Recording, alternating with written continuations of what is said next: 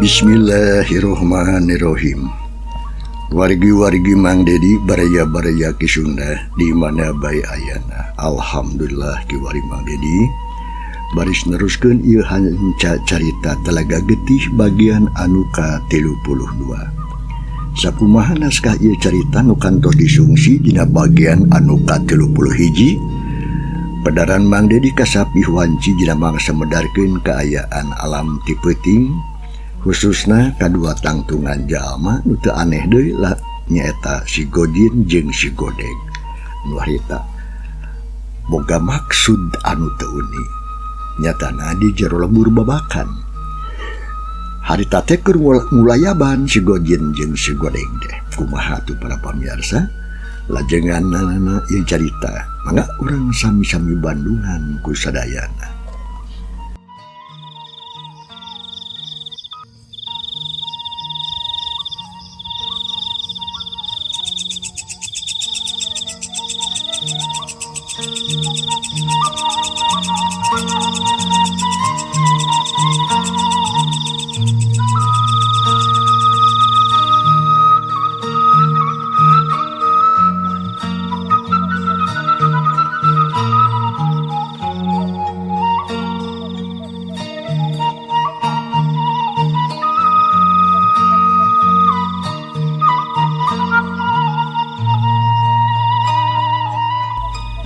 Kaayaan alam estuning poek Butaradin maklum di Pilemburan dina bangsa alam kitu teh poekna beak karep. Ngan aya anu kulutang kelenteng dua tangtungan jalma tayalian si Gojin katut si Godeg.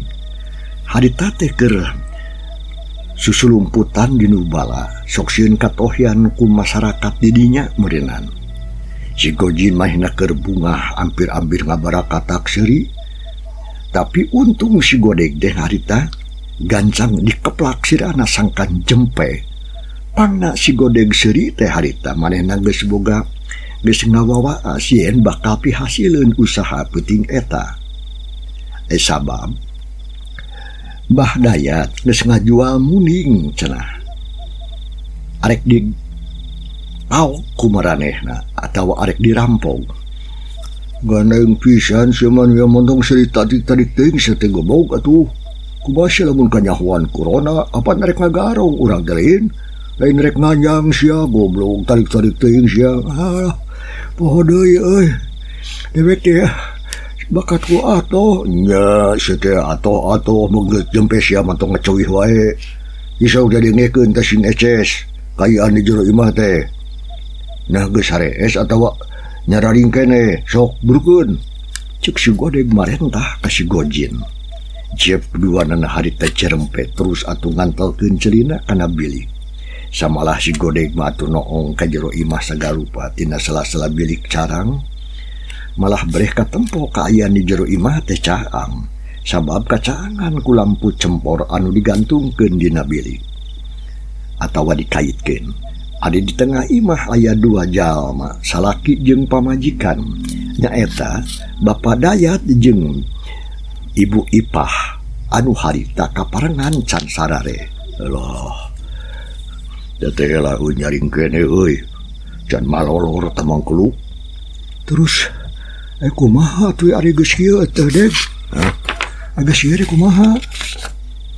Wah gampang. Lamun geus kieu mah sok tutur gedewet cek si Godeg leumpang ti heula bari jeung kakatayapan terus muruk ka hareupeun eta imah. Malah trila oge geus anjog nu saterusna narangtung di kikireun panto. Kabeneran kaayaan di luar imah teh katempona ukur remeng-remeng sabab ngan saukur kacaangan ku cahaya bentang ti langit. Sanggeus kitu salepet duanana ngelugas pedog. Reot si Godeg atuh ka si Gojin. Si Gojin unggah minangka mere isyarat.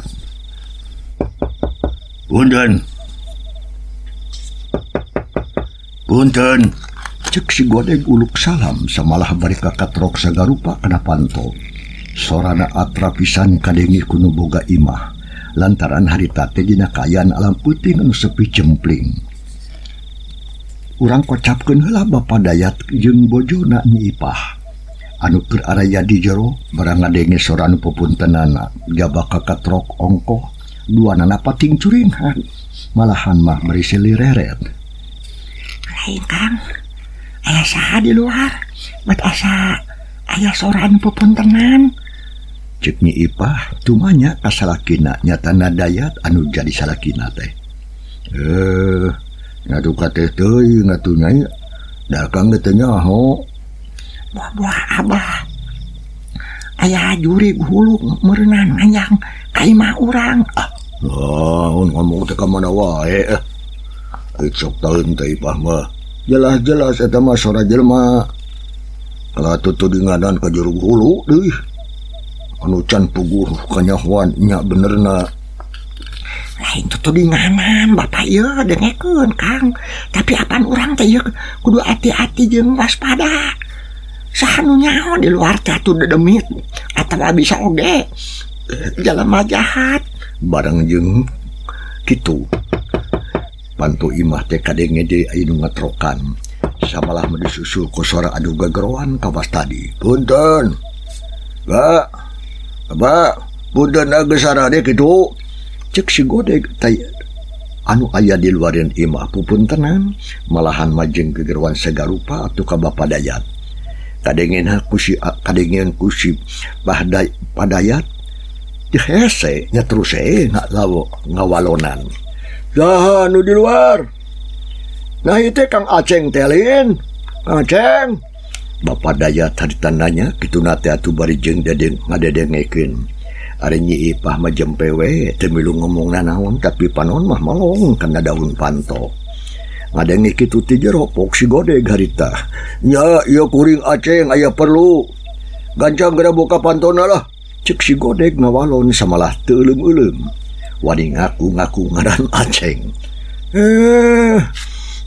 Ipah kadenge teu anu di luar teh geuningan. Mang Aceng, aya perlu cenah juga nama. Jadi tong sok hariwang lantaran lain jelema jahat atuh. Cek Dayat harita bari jeung ngareret ka bojona. Nah geus sidik. Bapak anu di luar teh Mang Aceng ada habis katipu. Cek Nyi Ipah ngelingan kanu jai salakina.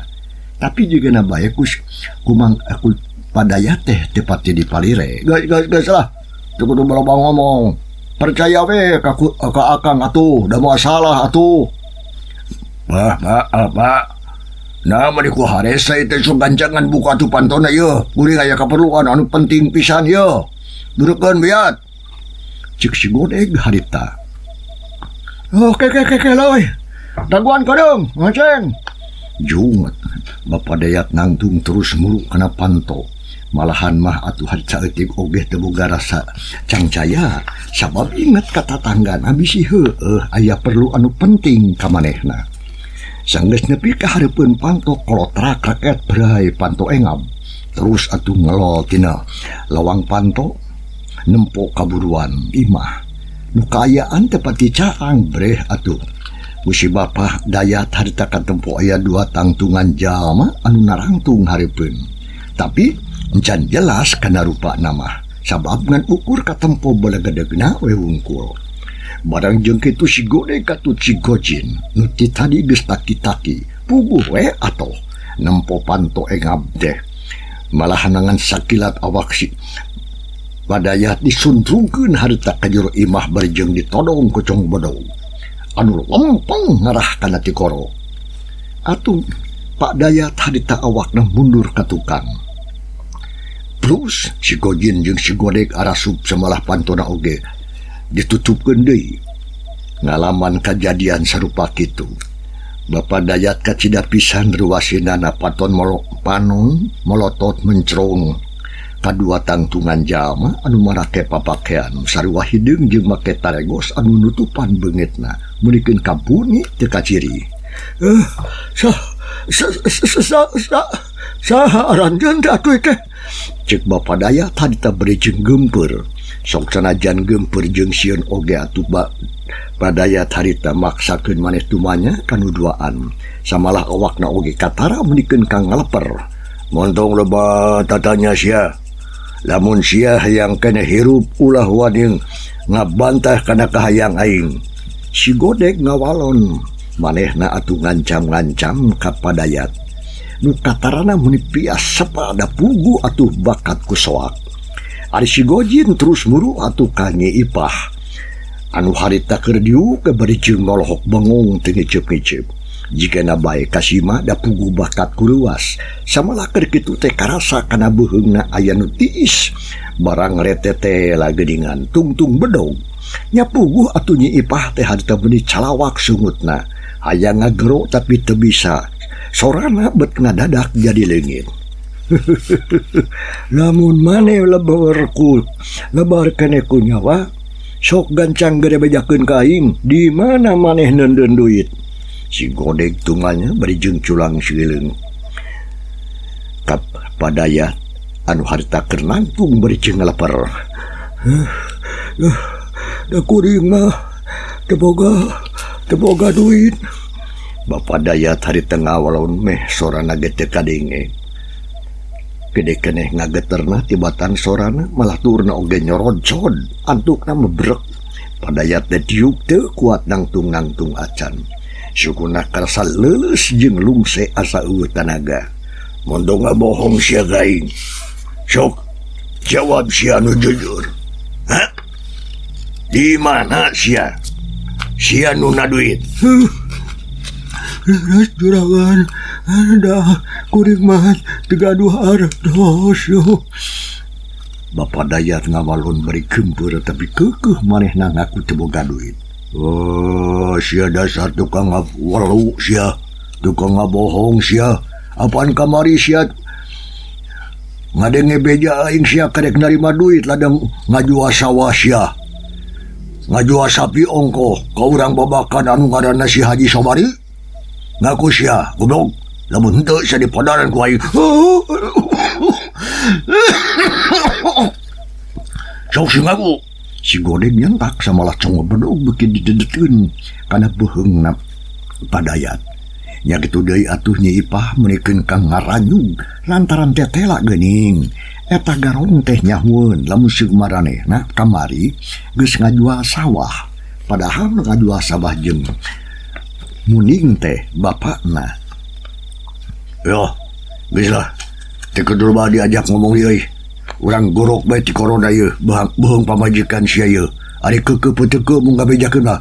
Hah? Kitu ceuk si Gojin. Bari jeung mairan kana omongan si Godeg tadi ngadenge kitu nya puguh we Nyi Ipah meuning ngayak-yak. Beungeutna pias koneas awakna ngagibrig. Huntuna oge neroktok. Ari pangacian mah geus kabur teuing ka mana. Ampun, bohong kuring mah tong digorok. Sabab kuring mah hayang keneh hirup. Oh, sia dengekeun sia Dayat. Dengekeun sia ku sia. Pamajikan sia cenah hayang keneh hirup. Sok ayeuna mah sia tinggal pilih wae. Nah arek milih harta bana atau arek milih nyawa sok sia. Gancang jawab ye. Sabab kuring geus ateul ye. Buru. Kitu ceuk si Gojin. Bari panon molotot atuh ka Bapak Dayat anu harita keur diuk bari jeung ngayak-yak. Ari Padayat sakadapan mah atuh teu ngawalon. Manehna ngerasa bingung teu mengitungtung susah nu taya hinggana. Lantaran ari kudu mah serahkeun duit. Dayat ge ngerasa lebar atuh. Sajabat kitu lain duit saeutik eta teh. Tapi lamun seug henteu sok sieun nya beuheungna pamajikan digorok ku eta garong. Nu tangtu lain heureuyan ancamanana teh. Bapak, Kang Dayat. Sok abikon we atuh duit. Geus teu kudu lebar. Piraku atuh Kang Dayat rek bela kana harta. Nah teu nya. Kang Dayat dek kuring. Cek Nyi Ipah harita ngomong ditujukeun ka salakina nyatana Dayat. Malahan mah atuh bari jeung ngalangis ngomong lagi. Sabab sok sieun salakina leuwih bela kana harta. Nya puguh we atuh. Jang Dayat teh meunikeun karumenghap narik napas jero ngadenge kekecapan pamajikan kitu mah. Sok sia kumaha sia, Yat? Buru jawab sia. Atuh harita si Gojin tumanya deui ka Padayat lantaran manehna geus teu sabar. Jawab sia, Yat. Ya, katulah. Ari kitu mah. Tapi amat kuring duaan ulah dibinasa. Keun bae ai duit marik dipasrahkeun. Ku kuring ge minangka gaganti nyawa. Dah. Alus lamun kitu mah euy. Mun ti tadi sia. Sok ayeuna mah gancang geura tuduhkeun di mana duit sia teh. Cek si Godeng. Bari jeung panon molotot. Padayat. Ya puguh we atuh. Padayat teh meunikeun ka ngagurung, tapi terucung nangtung. Ari leungeunna kada kodok kana saku baju. Ku siwa ngaluarkeun kunci terus diasongkeun ka si Godeng. Kunci naon sia eta goblok? Si Godeng nanya. Bari jeung panon molong ka Padayat. Ari kunci mah teu dicokot. Iya kok kunci lomari baju. Kunci lemari baju sok kasih kacang tuduhkeun ka dieu ka mana? Mana lemari dah? Kitu cek si Godeng. Mari nyurungkeun awak Padayat. Sangkan lempang. Nya atuh teu talangke. Harta kene atuh Padayat ngoloyong mulu kamarna malah dituturkeun ti tukang. Bari jeung teu leupas ngantelkeun padong kana punukna. Kana punukna Padayat. Telilah dua anak geus nepi terus nantung hareupeun lomari kaca. Jin, gajangan buka kunci deui. Sok sia. Terus kaluarkeun duitna. Yup. Sok sia yat. Buru sia. Buka. Teu talangke hareuta kene atuh. Bapak Jang Dayat teh muka kunci lomari kolotrak raket berai engam. Lomari teh muka breh katempo-tempukan baju nih ngaberes. Kop kana laci sarta terus dibuka. Si Godeng panonan mi melotot-melotot we. Lantaran ningali tumpukan duit kertas. Gepokan mendingan tep ngaberes. Nyeh atuh si Godeng. Sok ganjang bereskeun kabeh duit teh. Buntel ku samping atawa ku taplak meja. Atawa ku naon we. Nu penting mah sing ganjang. Cek si Godeng paparentah. Kajang Dayat sangkan ngabuntel eta duit. Nya terus atuh. Kujang Dayat dijalankeun harita kena oge duit nu dina laci teh dipuntel ku tapak meja. Malahan mah terus ditalikeun menih bageuh. Sanggeus rengsengan sakilat eta duit teh geus dipuntel, dijeuang ku si Godeng. Nya sakedeung oge atuh geus pindah leungeun. Samalah keur kitu teh kanyahoan sakilat si Godeng ngayunkeun suku katuhu dipake ngajejek ka kemplong. Jang Dayat, "Yuk, Allah, keleuweuh atuh Mang Dayat harita.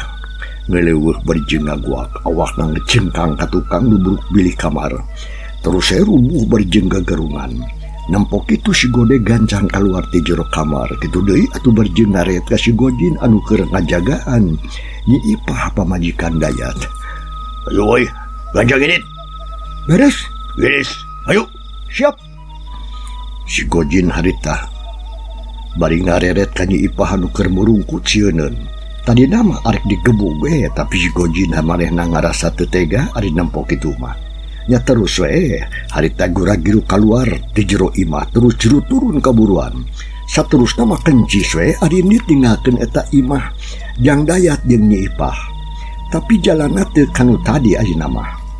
Manehna leumpang teh maju ngidul, nu engke berasna teh ka kebon laja anu aya di sisi pilemburan.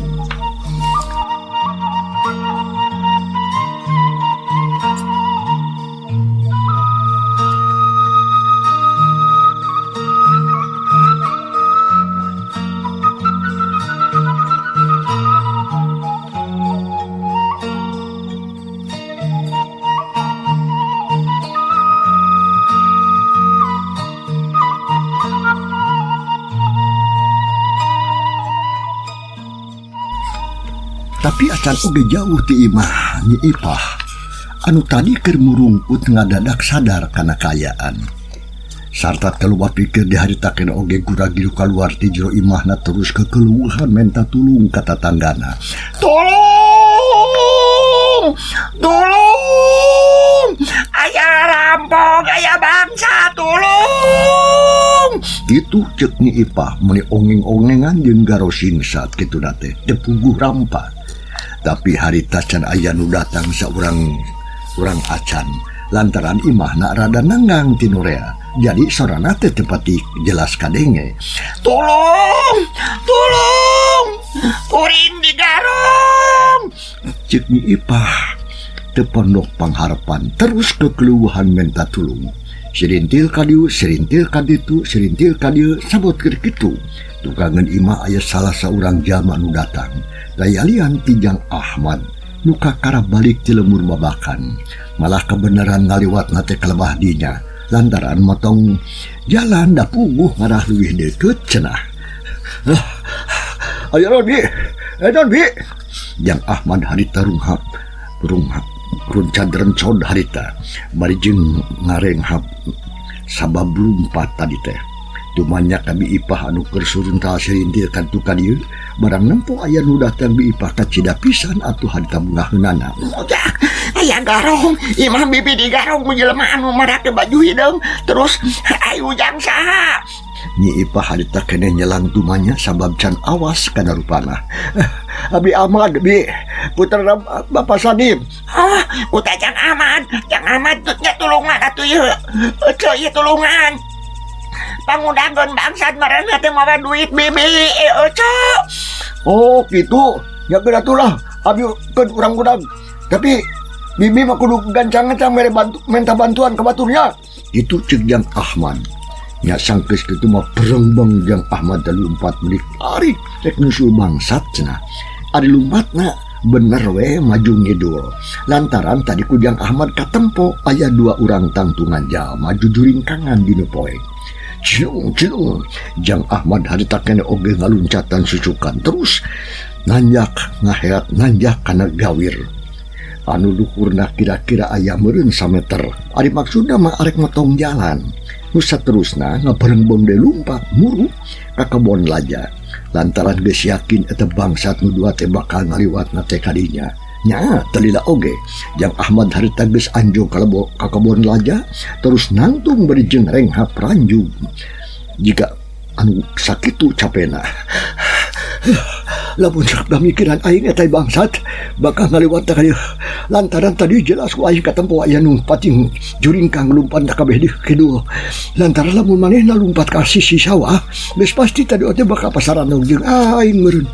Jang Ahmad ngageurna ngomong sorangan, bari panon atuh molong ka hareup. Ngawaskeun jajalanan kebenaran di dinya mah atuh tempatna ngegerak jeung rada caang di ongko. Sabot keur kitu ti kajauhan kadingali aya 2 tangtungan bayangan hiding anu keur harita lulumpatan buru kalebah dinya. Sakapeung sok katempo pating garajeng laluncatan malah terus lumpat deui harita. Nya sanggeus kitu mah atuh sia jigana mah itu si badong teh sia benar marana lupa kadis. Lamun kitu mah ku aing kudu dipagat belah lemak lantaran masalah desa marane pasti arek mentasan wahangan. Cek Jang Ahmad ngomong sorangan malah terus atuh turun ka lemak. Maksudna mah arek megata lampahan eta 2 begal atawa garong deuk dipegatna teh di sisi wahangan. Telila oge Jang Ahmad geus anjong kulibat Jang Ahmad kana dapuran cau anu katempona poe lebah dinya mah. Tapi parandene kitu ke Jang Ahmad geus apal kana kaayaan lebah dinya. Lantaran mina ngaliwat nya terus we Jang Ahmad nangtung bari jeung mencrong ka pelebah jalan satapak nu nurungtung mudun nu malila deui pasti bakal diliwatan ku eta 2 jalma. Sok sia bangsat bila ngaliwat sa dipegat sakuain. Kitu cek Jang Ahmad panon melong ka hareup. Sangkaanana memang teu nyalahan. Lantaran memang harita teh jelas katempo aya 2 tangtungan jalma make baraju hideung anu keur lalumpatan malah geus pasti bakal ngaliwatna teh kalebah dinya. Nempo kitu Jang Ahmad curinghak tapi jeung waspada tur iatna. Awas ya ku aing marehna geus datang ya. Aing kudu gancang tatan-tatan lamun kimah lantaran eta bangsat urang dipikalos. Jang Ahmad ngomong sorangan terus serog atuh taki-taki samalama sok nunda heula batre dina tani. Terus ngaragamang kana bodong anu ngagantel dina cangkeng teteh lageuning aya nyeh Jang Ahmad seuri. Pacapkeun atuh harita kaayaan jalma nu duaan teh nyaeta si Godeg atuh Cigojin anu harita teh lalumpatan di Barung Sukabunga. Di jalan Norungtung Komo mudun sarta mualila de oge bakal beras kaliwatan dapuran cau anu dipake nyumbut Ujang Ahmad. Urang rek terus ka mana euy lumpat ieu. Cek si Gojin harita bari jeung lumpat manehna oge nyelang tumanya ka si Godeng. Napas tengah hedak mending dapugu atuh bakat ku capek, tapi sanajan kitu oge manehna ngarasa bunga. Lantaran geus hasil mawa duit anu kasakit tu kat si dalubana. Ayo, kabara we lah. Anu penting mah euy, urang kudu bisa meuntas heula ka dawahangan. Sabab lamun moal aman, lamun urang aya keneh di darat belah dieu. Sok burukeun. Cek si Godeg harita marentah ka si Gojin. Deg atuh harita lumpat deui leungeunna ngajingjing buntelan duit teh. Beuki lila beuki deukeut ka pelebah dapuran cau sarta setik oge atuh teu boga curigana naon lamun seung di dinya geus aya jalma anu ngintip-ngintip ka maranehna. Nya antukna mah lar duanana ngaliwat ka hareupeun dapuran cau. Barenjeng kitu Jang Ahmad anu ti tadi geus taki-taki sakila hiup cium meluncat ngadparjing ngacuang buntelan anu aya di leungeunna si Godeng. Berat buntelan direbut ku Jang Ahmad, malah sakedeung oge harita geus pindah leungeun. Oh, sia. Si Godeng harita ruas aya, gempur aya. Langsung atuh ngaraneg ampir we awak rek ngajolongjong kitu deui atuh si Gojin. Duanana ngarasa ruas sabab kedina kaayaan anu sareng kitu beuteuk pupugu ngadodeur aya anu gajeleng. Malahan mapas pisan atuh hareupeun maranehna. Komo barang sadar kana buntelan anu harita geus leupas tina cakelana nama. Atuh si Godeg kacida pisan ngarajugna. Ulah, buntelan sia, ayo ngarebut euy. Direbut ku saha ieu? Si Gojin harita tumanya ka sobatna. Sabab manehna mah atuh teu nyahun da teu pati sidik sabab kaayaan lebah dinya memang ukur remeng-remeng. Nyaho teu ieu. Tuh apa lah yun. Tapi tuh dodai ku sia kaharep we aya mangkuluk tuh anu ngahalangan karya jalanan urang. Sada mau salah deui teh buntelak lantai pasti dipalingna ku eta mangkuluk. Kitu cek si Godeg bari jeung nunjuk ka Jang Ahmad. Nu harita keur ngajanteng nangtung bari jeung ngajingjing buntelan duit. Hai, tapi saha itu nya? Si Gojin mencrong ka hareup. Tisrikna panon dibelotot-belototkeun. Alah, teu kudu tanya si Ajin. Sok beulah ganjang maju. Urang rebut deui si eta buntelan teh ku urang duaan. Sabab eta teh pan geus jadi milik urang ye. Memang bener pisan. Bangsat, ganjang sia berapa serahkeun si eta buntelan teh dulu. Lamun henteu sia udah samot gaya di podaran sakuaing. Cek si Gojin nyantah ka jalma nu keur nangtung hareupeun maranehna. Anu katempo mangasa ukur baragedeg nawe wungkul da kana rupana mah atuh teu pati jelas tur sidik. Oh, jadi maraneh teh hayang buntelan. Jang Ahmad tumanya sikepna katempo ayem. Ari buntelan mah dicecakal ku leungeun ablah kenca. Hayo, sok sia. Berapa serahkeun ka aing? Sok we atuh cokot ku sorangan ai hayang mah. Da moal burung dibikeun atuh. Asa si lain kudu sanggup nyokotna. Cek Jang Ahmad taki-taki, ari panon mah mencerong. Kadua tangtungan jalma anu marake tarego siding.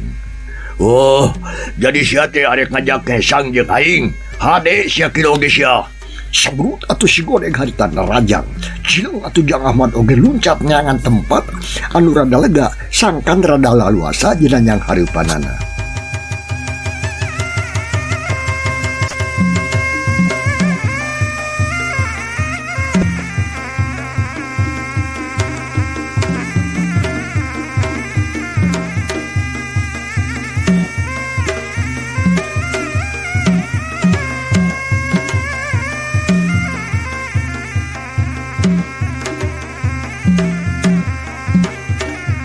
Serong, jero jalma atuh pahareup-hareup. Sarta terus pasang kuda-kuda tagep pisan, ngadon silih perong ngadu pangabaran, bari jeung naksir tangtungan lawan. Ya, sabrut, harita si Godeg atuh ngirimkeun panarajangna peuleup ka tubuh arek ngagedor kana angan Jang Ahmad. Tapi hiu, kaplos, atuh harita beut dua peureup. Harita bantrok sorana menipating peledug atuh jileung harita si Godeg jeung Jang Ahmad bareng mundur. Duanana sarua atuh muringi sarita. Bangsa sia lumayan geuning sia teh boga pangabecus kitu cek si Godeg. Untuk kakerot ngancing panon bolotot lamun katempo mah. Mentok kakang ngomong sia. Lain sia teh hayang buntelan sok gancang sia rebut tina kokodaing lamun perlu bareng jeung sia maju duanana hayo. Kitu cek Jang Ahmad. Warjeng sarepen atuh harta gancang ngalugaskeun bedog. Ari buntelan dicakel paguh kulunen kenca baun anu sieun ragrag. Kurang ajar sia main naon sia. Anu penting mah sia gancang modar waing. Si Godeg narajang bedog nang molek mah nu diarah teh suku Jang Ahmad. Cileng atuh Jang Ahmad henteu luncat ngacelepung ka luhur bari jeung nyabetkeun bedog. Yok bulan terang atuh harita bedog awor jeung bedog deui jeung bedog si Godeg maju atuh maksudna mah arek narajang deui. Tapi Jang Ahmad harita geus nyabetkeun deui bedogna ngarah kana beuheung. Yok lap rikat si Godeg nelaukeun sirahna hiu kaplos bedog Jang Ahmad harita ngahakan angin. Barang jeung kitu si Gojin hatuh naruhkeun bedogna kana sirah Jang Ahmad tigigir.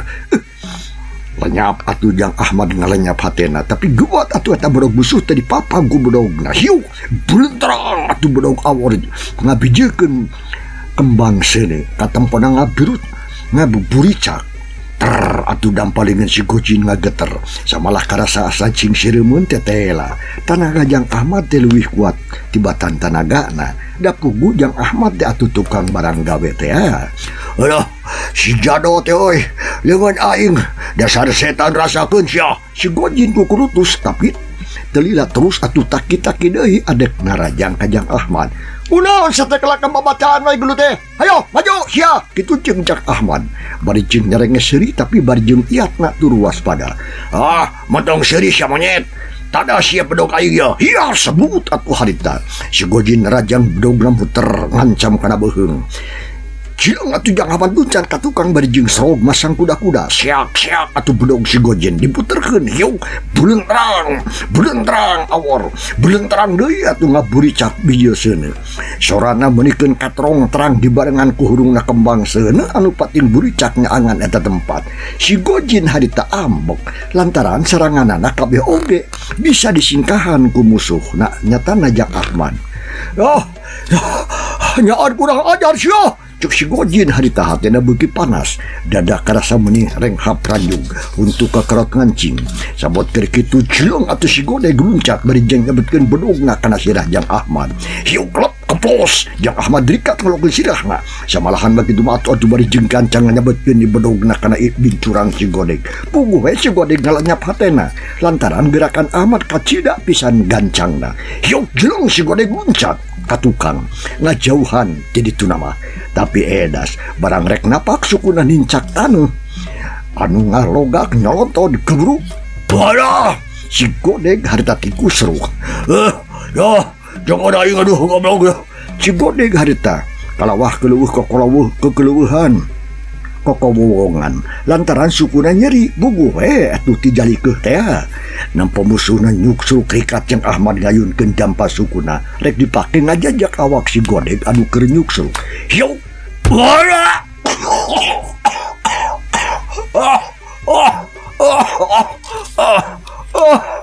cag para pamirsa ieu carita urang tunda heula. Kumaha atuh lajenganana insyaallah mangdi baris maju ka bagian ka 33na. Hatur nuhun lo kumangrupi perhatosanana urjeng kantun kasadayana.